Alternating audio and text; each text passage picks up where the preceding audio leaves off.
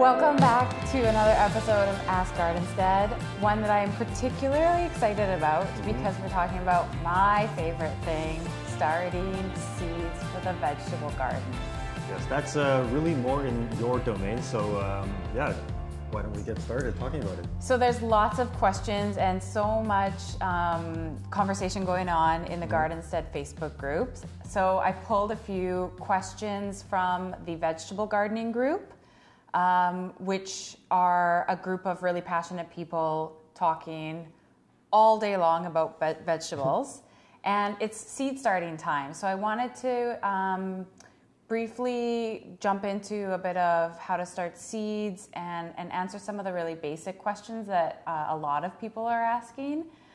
If you miss Shannon, go back an episode. She just did such a cool tutorial. She took you into her flower garden and then taught you how to make an arrangement, a beautiful flower arrangement, using just a daily household object, a mason jar. And it's really cool to watch her design. Wait, before we get started, can I quickly fix something that I see that's funny in the camera? Yeah. So you see how the plant is like right above my head? Yes. I'm going to move that just a slight over. This could be an edit. How's that? Oh, much better. Much better. Okay, and we're back. And also another really exciting thing, this year for the first time, so I always really like to try something new every year in the vegetable garden. I end up trying like a lot of new things.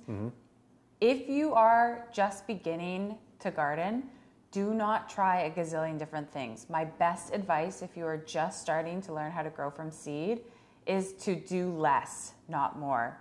That way you'll really be able to focus on a few things, a few varieties, a tomato, a cucumber, see the whole lifespan, so then the year after you'll be able to apply that knowledge that you learned in the first year, because it becomes so overwhelming. If you're just starting and you think you're gonna plant 40 tomatoes, it is a lot of work. There's so much that comes up in the vegetable garden, like unlike houseplants, you are outside in the elements. So there are tons of bugs that can happen. It can be a wet season, it can be a really hot season. There's so much learning that goes into it, and if you're just starting, take it really slow. And that's the best advice I can give. Very good, very good. So I got sidetracked. So this year, I'm trying something I've never tried before, peanuts. Peanuts. So Cool. I have never grown peanuts before. And Darryl and I were talking about, what does a peanut seed look like? Like, yeah, is it literally just the peanut pod and then like the things inside? So we both have never seen a peanut seed, and we are going to look at what... Or maybe we have seen it and we just didn't know that it was all along. Right. What is in this package? Like, we want to see what basically the seeds look like. What I'm saying is this. Like, if we open up this package, are we just going to find like peanuts? A bunch of peanuts? Darryl said he'd eat one. I didn't say that. So we are going to open this package up at the very end, which I am very excited about. So without further ado, we're going to answer a couple questions from you guys in the Gardenstead Vegetable Garden Houseplant group. So Trisha Jordan asked two really good basic questions.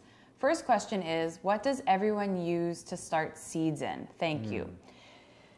This is an excellent place to start. So there are so many options out, and really there's no wrong answer with this. There's a lot of recycled materials you can use in your house. Some people use egg cartons or solo cups, just recycled takeaway containers. I guess it's the idea that you're going to start it in something that's small, that holds a small volume of soil. And when I hear egg cartons, it sounds like you could just then transplant that whole thing right into the ground. Yes. In some cases, some not. Yes. The one thing about egg cartons that I will say is that they are quite shallow. So the roots, as soon as the roots start to grow and hit the ground, they will start to coil around. Okay, yes. So the deeper the vessel that you choose, the better. So year after year, I use the exact same materials. Like a plug, yes. So I have no problem using these because I reuse them all of the time. Each season, what I do is I sterilize them with some diluted vinegar. Right. And I scrub them so no disease carries over from the year before. That's good. So my bathtub fills with lots of garden stuff. Vinegar.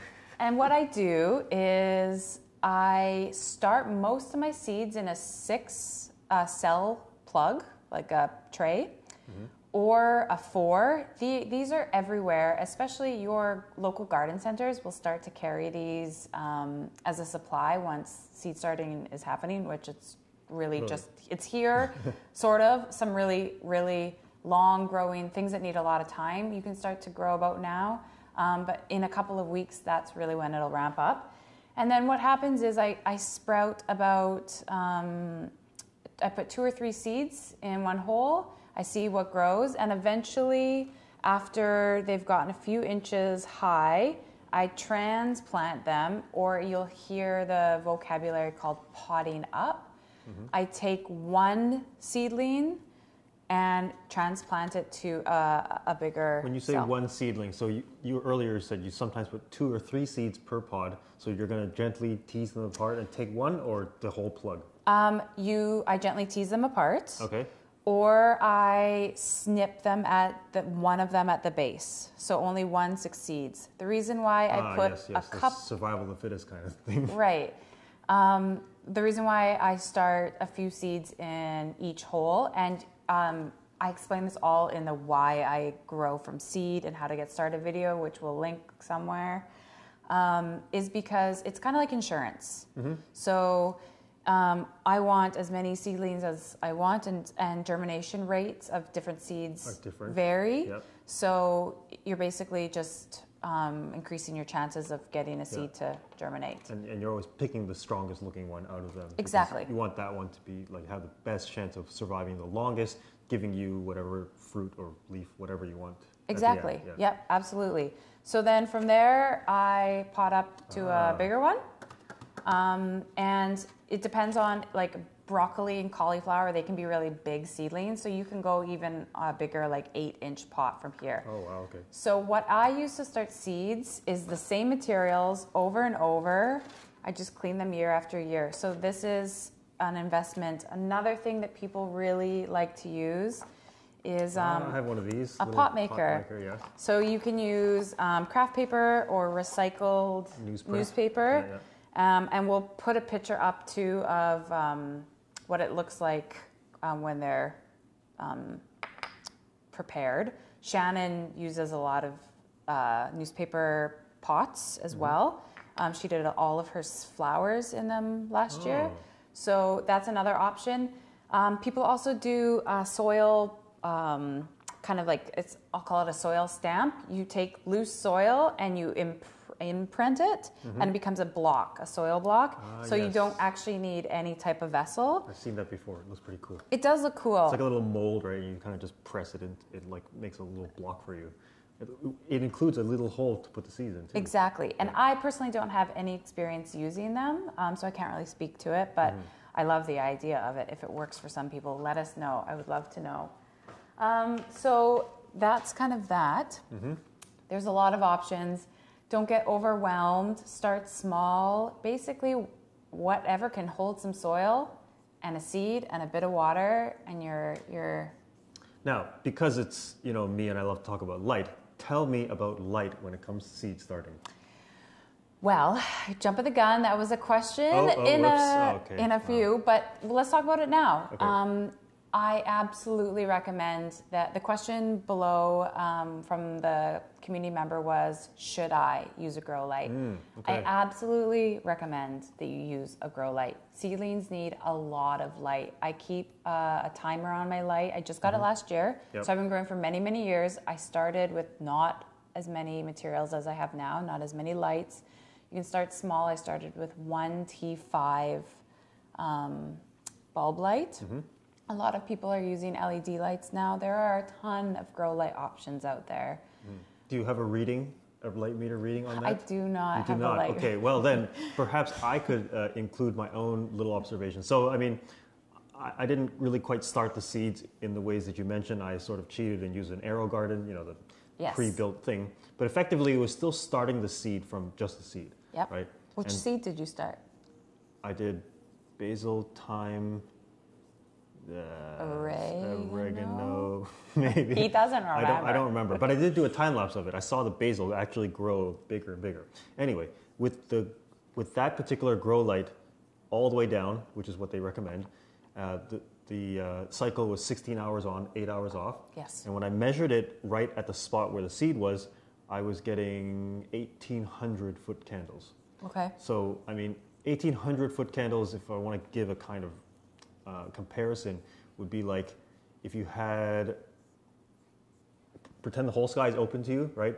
But you've got like 2 relatively thick layers of white cloth and the sun hitting it, right? So it's not quite full sun, but it is still very bright and quite a lot brighter than even a small window, right? So that's sort of at least what I've seen works for that. And so perhaps for you, the light is probably giving something similar. Right, right. Yeah, and the distance of the seedling to the light yes. Is also something that if you're just beginning, it may feel strange because it's so close. Yeah, right? because you have to put the light inches away from the soil, and that is to prevent leggy seedlings. So leggy seedlings means that it has stretched. So it's basically like picture one of those old toys like Mr. Stretch. Oh yes. Whatever that toy was. And it's kind of the same idea. It is the light source isn't close enough to the plant, and it is like reaching to find the light. Yeah. So when you start your seedlings, the light will seem like super close. It will seem super close, and it won't burn it. If it's a grow light, if it's a LED grow light, it won't burn it. But unfortunately, things like fluorescence and, well, I don't think anyone uses that, but like metal halide, those are actually hot, and you definitely cannot even get it that many inches closer, which is the reason actually why seed starting is nowadays so much better. Because of LED technology, you get a super bright light that inches away is not as hot as comparatively like fluorescent and those guys. So in fact, we are kind of living in a golden age of being able to start seeds. And that being said, many years ago, when I first started planting my own vegetables, I didn't have a grow light. I think I grew 2 seasons without a grow light, and I would keep my tomatoes on the windowsill, and I'd keep them in the east in the morning, and I would get home from work and I would run them to the west side? To the west side of my house, and I had like a makeshift, like I had a big piece of cardboard propped up in between 2 chairs. Like it was a huge procedure. It was so much work. I didn't get a lot of tomatoes that year, but they grew. So there are options, but if you really, really are serious about it, invest in a small grow light and just start small. You don't need a huge operation to start. Right. Just trial, test it out. Yeah. So the next question was also from Trisha, and she said, what kind of soil do you use to start seeds in? This one isn't as flexible as as containers, start whatever you want. You really do need to use seed starting soil. Some people make their own. I just buy a bag of seed starting material. The reason why it's different between seed starting soil and potting soil is that it's lighter. So picture the little tiny seed trying to like bust through potting soil is a lot heavier. This is a lot lighter. It has more perlite, peat moss, vermiculite. Okay, yeah. So basically the overall mixture is a bit airier and probably fluffier when you feel it, right? Exactly. Okay. Yes, that's it. So highly recommend. Do not get soil from your backyard. Oh, no. Seeds need to be in a sterile, clean soil start, because there's a ton of disease that can really quickly kill off little weak tiny seedlings. And also the fact that Sorry, I don't know if we mentioned. Oh, no, I'm not going to jump. I feel like I'm going to jump the gun again, but I'll do it anyway. Have we talked about like humidity domes for seed starting? We haven't. Okay. I talk about that again in the Why I Start Seeds video.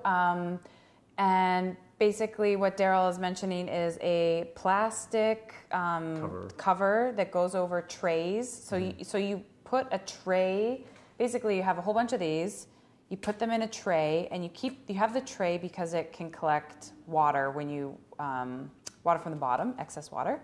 And then the top of the tray, it acts like a little greenhouse. Yeah.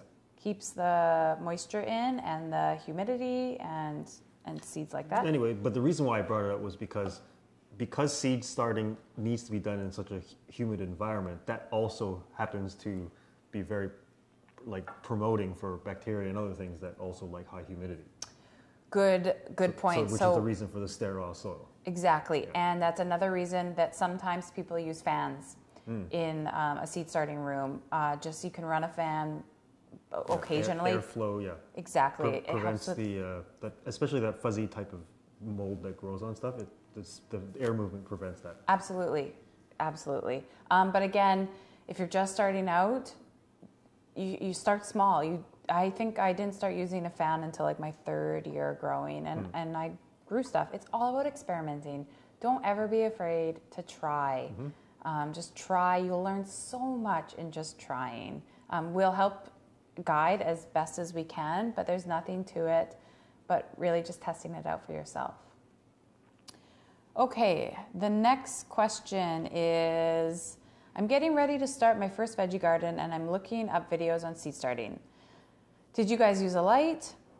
Question number 2, would those self-watering seed starter systems sound like a good idea? What did you do for seed starting in your home? I would love to know.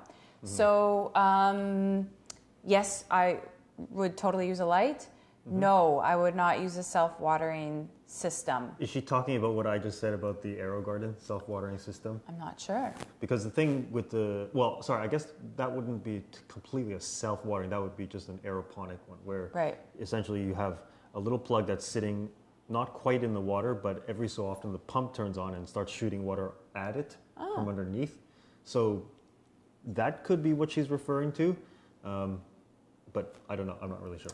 I say no because if you're just starting, it sounds like it would be a bit of an investment. And if you're okay with spending that money, great. But watering seedlings is a bit of an art. You don't want to water them too much, and you don't want to water them too little. That sounds like the advice for every houseplant in general. But yes, I understand. Have you ever used the Hawes like very fine brass mist spray when you spray it? No, but I would love to. Oh, okay. Maybe I should lend you one. I'd love that. Okay, next question is from Abby Gibson. She's a conversation starter in the Facebook group. Gardenstead is so happy to have you. She says, when would one be advised to start putting into bigger pots or containers? So looks like you started in quite a big container to begin with. So I would let them grow for a while. The first leaves that you're seeing right there are called seed leaves, which are part of the embryo of the seed. They're not what we call true leaves, which is the actual what you think of as the leaf of a tomato versus a pepper plant look like. Once you start to see true leaves, that's when I would move from this here to here. And then once I started to see some good root growth, like I'd actually probably take my tomato out, it'd be bigger, and see if it had a ton of root growth, then I would move it up, pot it up one more time. So Abby, I would leave those for now. Just make sure they have really good light and they're not getting too much water, and you should be okay.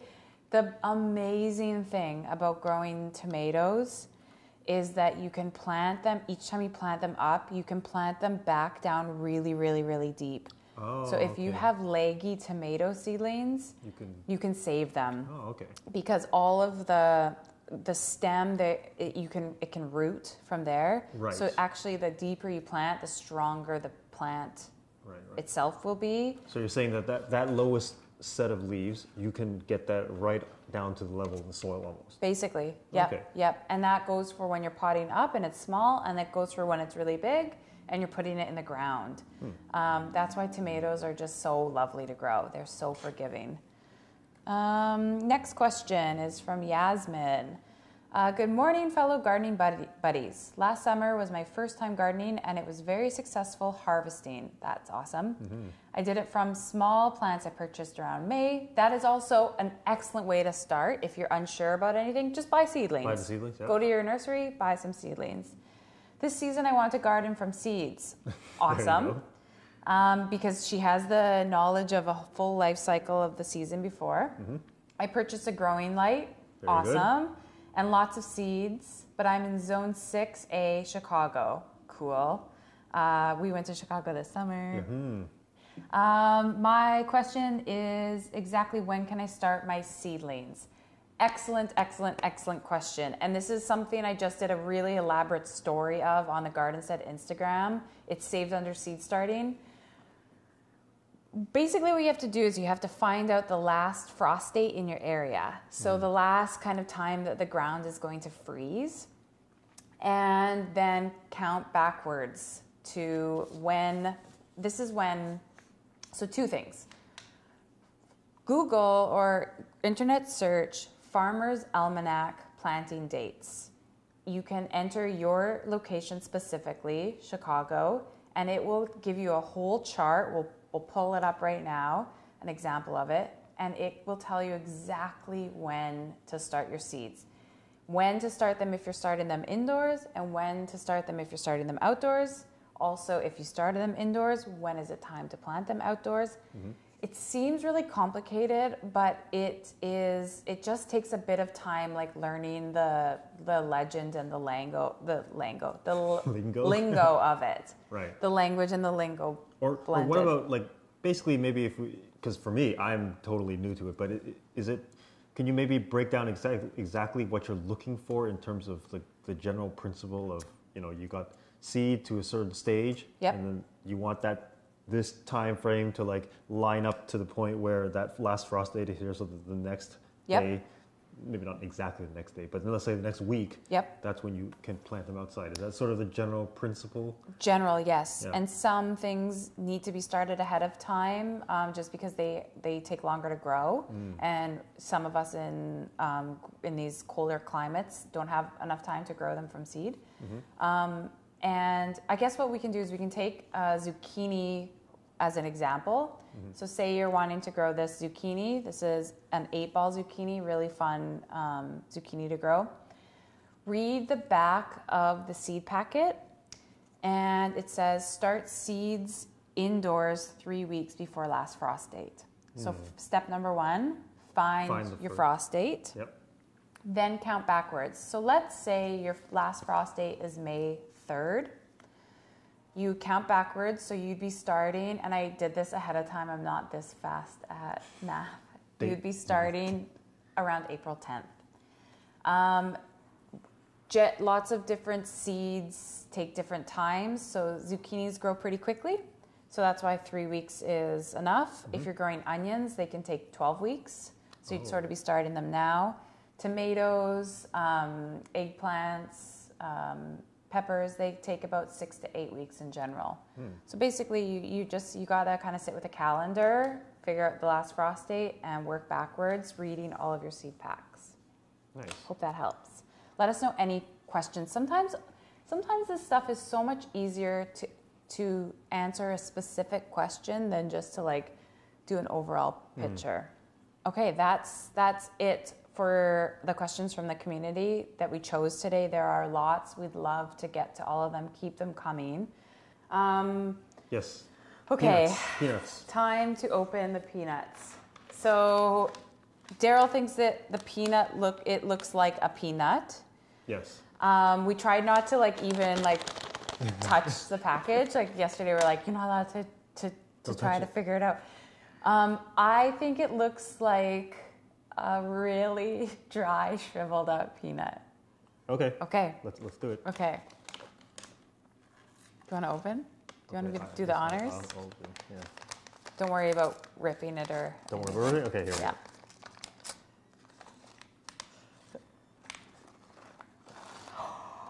They look just exactly like peanuts. They are exactly like little peanuts. Wow. So thank you so much for all of your questions. And I hope Ask Gardenstead is, you're learning from it and you're learning alongside with us. And if you're in the community, learning from each other, it is really such a special place to share a lot of information. Growing vegetables and flowers from seed is a really, really awesome way to get outside in the summer. And I personally am just so excited for the next season. Cool. Yeah.